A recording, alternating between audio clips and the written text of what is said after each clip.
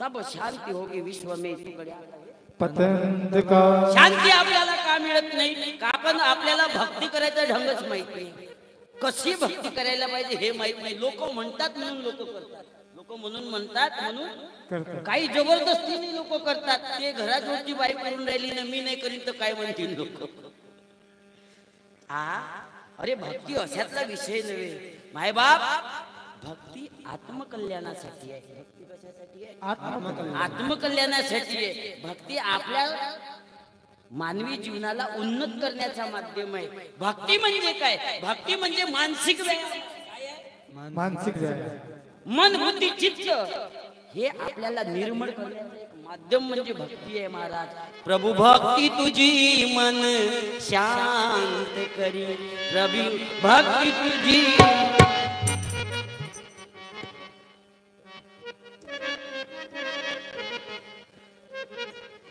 जनु में गवळी, जनु में गवळी। फोटो येऊ नाही का माझी? फोटो काढ ना असं सामोर येऊ।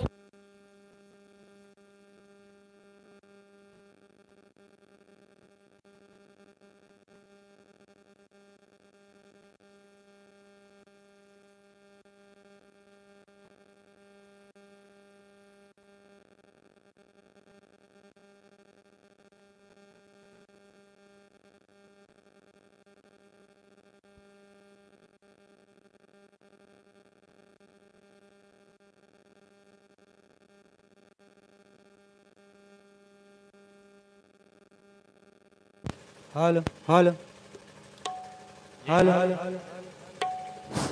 हेलो हॅलो, माझ्यापेक्षा आवाज जास्त याचाच आहे रे भाऊ। माझ्यापेक्षा जबरदस्त कीर्तन तोच कर।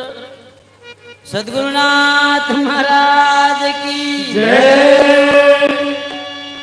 एकदा भजन करा सर्वांनी। गोपाला गोपाला जय देवकनंदन गोपाला, गोपाला गोपाला जय देवकनंदन गोपाला, गोपाला गोपाला जय गोपाला गोपाला जय देवकनंदन गोपाला गोपाला जय देवकनंदन गोपाला गोपाला जय देवकनंदन गोपाला, गोपाला गोपाल कृष्ण भगवान की जियावर रामचंद्र भगवान।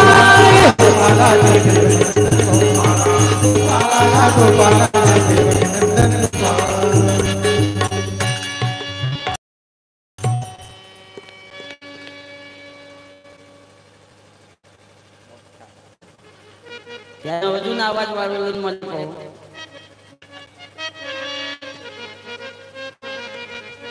सद्गुरुनाथ महाराज की जय। आणि म्हणून मायबापू जीवनात भक्ती माणसाला शांत करतो। प्रभु भक्ती तुझी मन शांत करी, जनु में गवळी चातकावरी, प्रभु भक्ती तुझी मन शांत करी। मला शांत करणारी भक्ती आहे। आणि अशी भक्ती जी मनाला शांत करून जातो, जे आम्ही सत्सांच्या सहवासात राहून ती भक्ती शिकतो। भक्ती मानवी जीवनाला खऱ्या समाधानतेकडे नेण्याचा एक माध्यम आहे, मार्ग आहे। आणि त्या मार्गाचा वापर आम्हाला सर्वांना करता यायला पाहिजे। पण आमच्या डोळ्यामध्ये अज्ञानाचे चिपळ लागलेला मायबाप, संसाराच्या वाराबरोबर आम्ही वागत आहोत। वंदनी महाराज लिहितात, संसार की आंधी में, संसार की आंधी में बह जाने का डर है, संसार की आंधी में बह जाने का डर है, संसार की आंधी में बह जाने का डर है, संसार की आंधी में बह जाने का डर है, संसार की आंधी में बह जाने का डर है, संसार की आंधी में बह जाने का